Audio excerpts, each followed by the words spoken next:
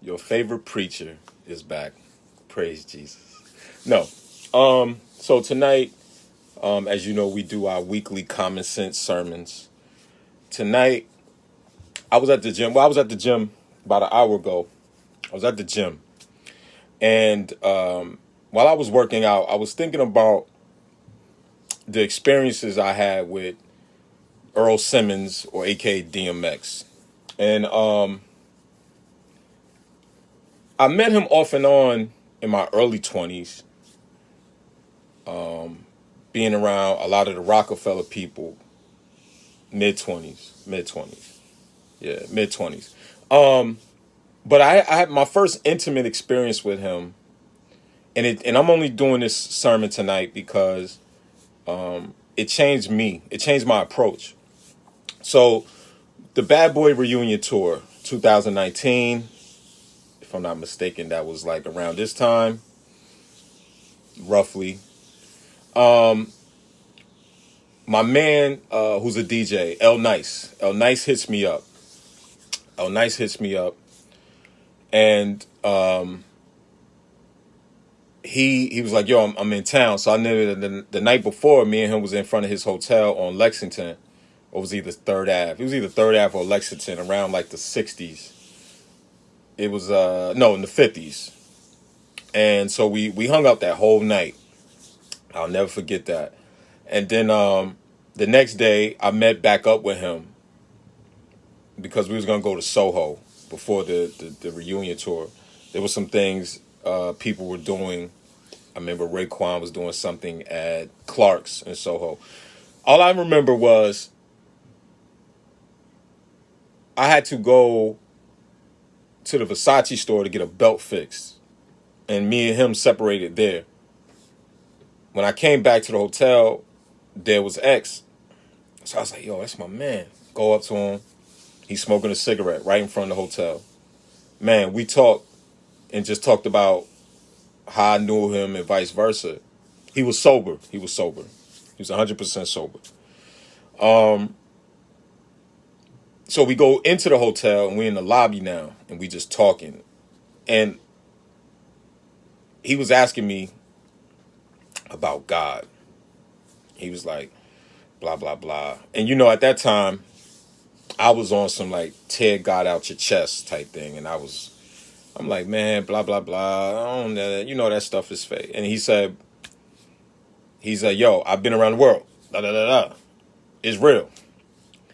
And we argue for like an hour, not on some aggressiveness, but we argue on the tip of, debating the whole God concept and if God is real and blah, blah, blah. And I learned something that day, because he said a few things to me that have changed my approach in life.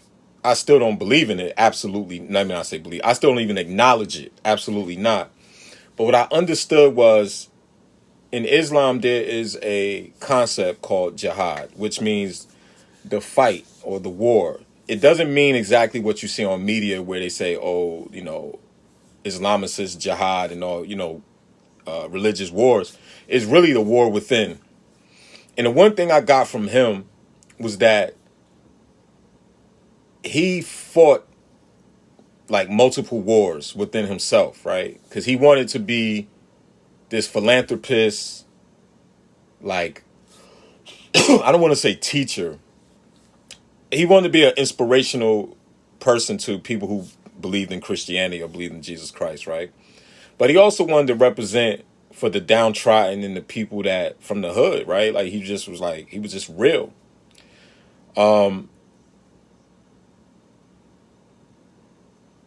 But he used to say to me, and like we exchanged numbers that day, he never would pick up his phone, but sometimes he would text me if I call him. And he'd be like, yo, I'm not ready. He used to always say that I'm not ready. Because when we was having this discussion, he used to say to me, I want to do this. I'm not ready. I want to do that. I'm not ready. I didn't understand what he was talking about. But I do understand that he had a war within himself. And that war is something that we all have, right? In different variations. We all fight wars, right? So if you are a person that believes in Christianity, your war might be, you're not supposed to have intercourse outside of your marriage or before marriage. You might be a man or woman that wants to do that. The jihad within yourself. Some people like to drink or to do certain things, right? As far as that's against their doctrine.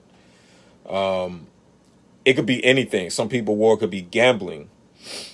The conundrum, and this is a conundrum. The conundrum is,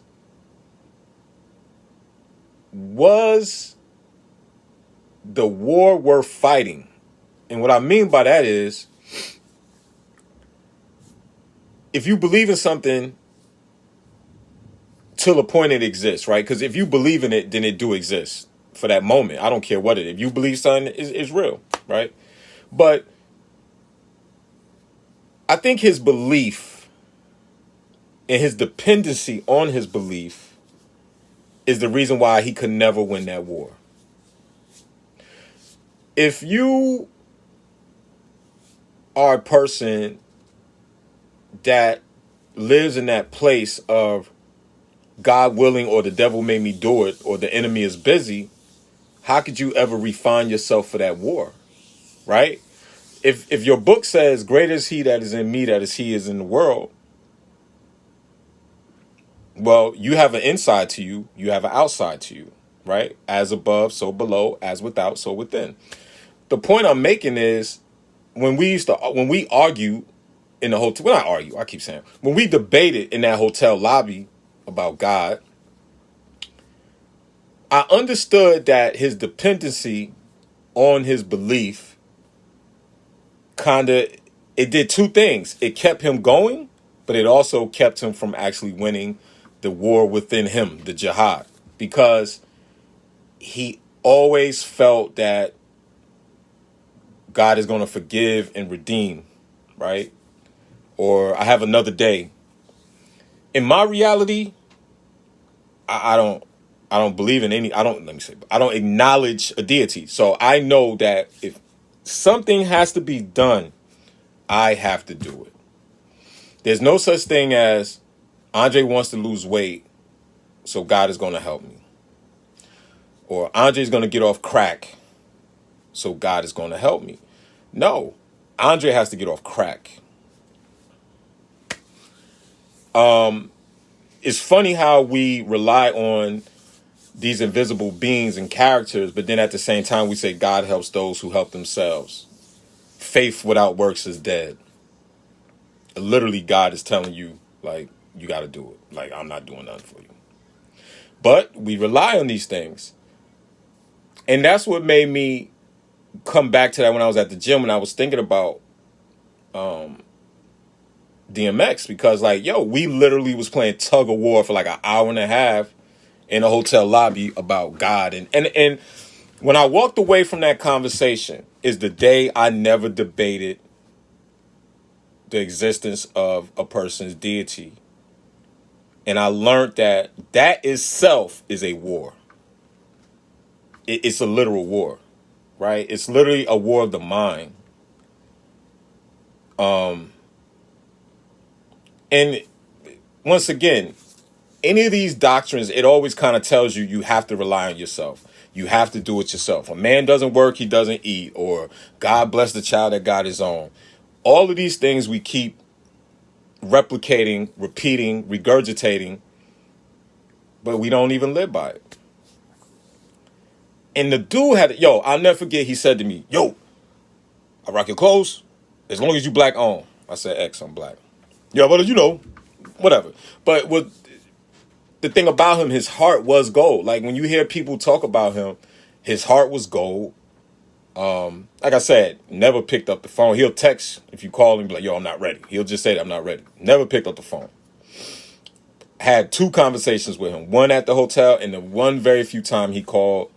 I seen he was in New York, and I was trying to see if he was straight to give him some clothes. But the point I'm making is, the jihad within yourself, right? Like, that is he was literally the poster child for that. You know, when you see a person reach financial, like he was worth at one time upwards to $100 million in just total assets, right? Because of movies, because of publishing, because of record sales. Like he was at like $100 million, but he could not win the war within. And he had one of the hardest childhoods that a man could ever, like, yo, just the pain in him. Like you could see it. Yeah, I just think that one, for people who are politically educated in a certain faction that we are, the people that they know who I'm talking to, they know that's black life. That's black life, bro. Broken home, self-medicated early.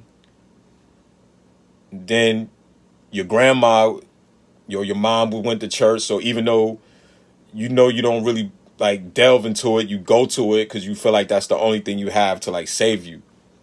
It's black life. All of that is just like hyper black life. And this is why I've stepped. This is why, like I say, I only put everything on me. I don't put it on no one else no more. You know, I remember my war. I could tell you my war. I could tell you every part of from as a child up into an adult. My war when I was a kid was like, I wanted to be, I don't want to say cool. I just wanted to be accepted for who I was, right? So I wanted to be someone that they saw me, whether I was at church or whether I was at grammar school. And they'd be like, oh, that's my man Dre.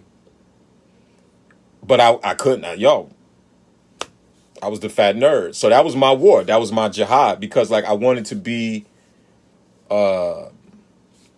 Like I just, not to the point where I wanted to like act like something I wasn't. I just wanted to be who like everybody else, like have a little girlfriend in grammar school and all that goofy, like you just wanted to be accepted. When I became older, not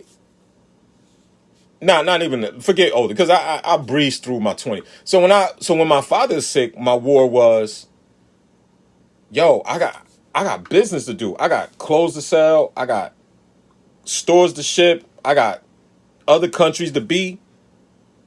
But am I still my father's son? And that was my war, right? And at that time, I was in like, yo, for 2 years, I have no, like, for 2 years, y'all, I was not myself.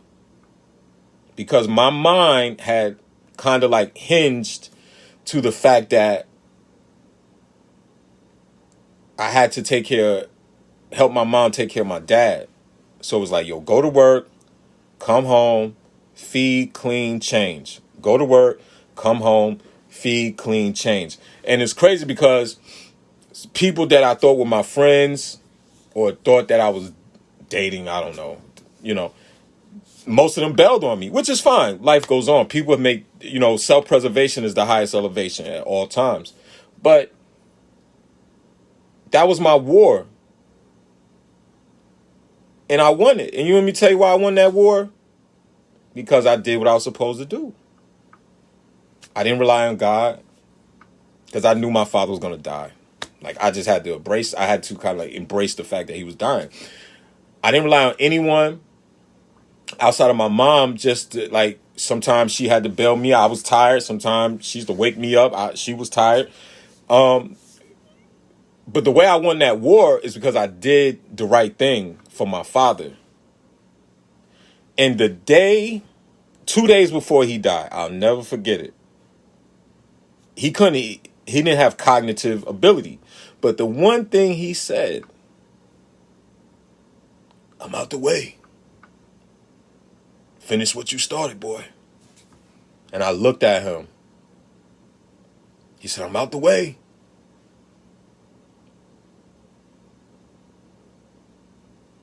And I've never been the same ever since. Because I knew then I won the war. I did the right thing. The war within. Like, for a man who couldn't even have, he didn't have the same cognitive abilities. But one thing he knew was he was going. I'll never forget the day before he died, he cried in me and my mother's hands. He could barely breathe. They had him on an oxygen machine. And I'm looking at this man deteriorate. I still got the video. And he's deteriorating in front of me. But all I knew is what he told me. He said, I'm out your way. Finish what you started. That's why as soon as I could travel, as soon as these borders are lifted, like, I don't believe in heaven or hell. But the one thing I'm going to do is keep my promise to him. To tie all that back is the same thing what X said to me when we was in that lobby. He said, this war is never going to leave me. It's never, God, he said it's the devil and it's God fighting within me. I said, X, you God. No, I'm not. When he said that to me, I already knew, unfortunately, he'll never win that war. When you give something more power than you give yourself, like, you'll never win. In Buddhism, there's an old saying. There's an old saying in Buddhism, if you see Buddha, kill him. If you see, because that means you're God. Like, if you see another person that's God, then that's pretty much. I wish I could have, instead of me arguing with the brother, because I wasn't arguing, just that debating about God and this, that, and the third. I wish I could have said, bro, you are the man that's going to change it. And yo, it sat with me. It hit me in the gym today about that, the fight, right? The jihad of everything that exists. I'll never forget that. And people, anyone who went to the Bad Boy reunion concert, I don't care on the East Coast to the West Coast, they always said, like, X had the best performance. He was sober during that time. I can totally, I never get, I ain't gonna put his business out there, but he was sober. He was 100% sober. He was just smoking a cigarette, and we were just kicking it. And me and him for like an hour and a half. But that was the day I stopped debating God with people, because every single person has a jihad within them, whether it be the God jihad, whether it be their weight, whether it be smoking, whether it be drinking, whether it be some people are addicted to intercourse, right? Some people are kleptomaniacs, right? Everyone has a war. And I think the one thing I wanted him to know was like, bruh, like, if you believe in his deity, like, it's the same people that's going to say that you're doing devil music, right? Like, they're going to flesh of my flesh, blood of my blood. You think a Christian is going to, like, think that's, like, validated? But the point of the matter is, he should be he is literally, like, polar opposites of everyone's life, right? Because he had reached every pinnacle you could reach as far as success, but he's reached he also accomplished failure at a level of, like, massive, like, because of, losing everything and losing, like, just everything, right?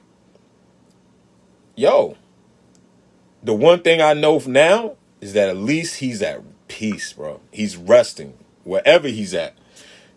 Yo, to watch him go through that war and to see it in front of my eyes for the little bit of time that I saw it, yo, like, that was real. Like, that was something that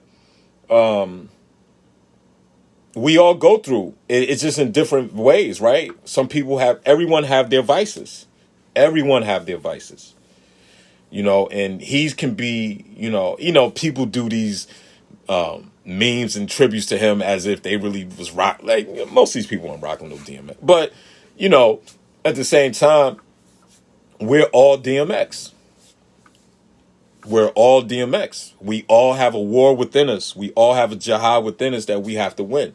Whether you want to admit it or not, we're all DMX. You know what I'm saying? We're all DMX. He was just literally the one that was, like, publicized.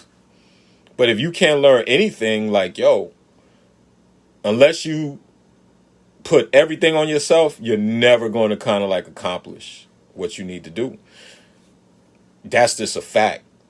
You know, the one thing from my vantage point, the one thing he fell short of is that he really thought something else outside of him was going to save him. Nah, you only can save yourself. That's just a fact.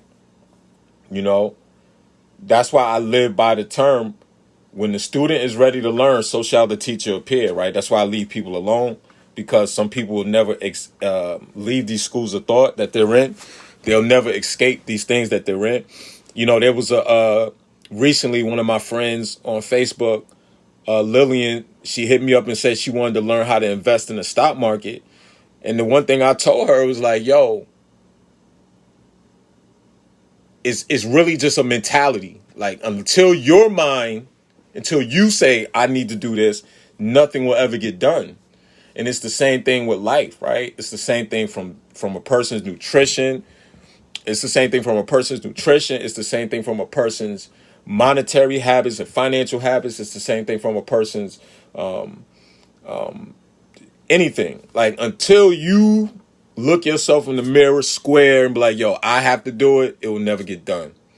And he's an inspiration to, he should be an inspiration to us to like always fight and refine ourselves. Because even though y'all know me, I preach getting some money, but sometimes that's probably the one thing money can't buy is the win within you, right? Like, how do you navigate through this world? You feel me? So this is a short version of the common sense sermons. You know, the jihad within yourself, right? Like, how do you win that? How do you become the greater you?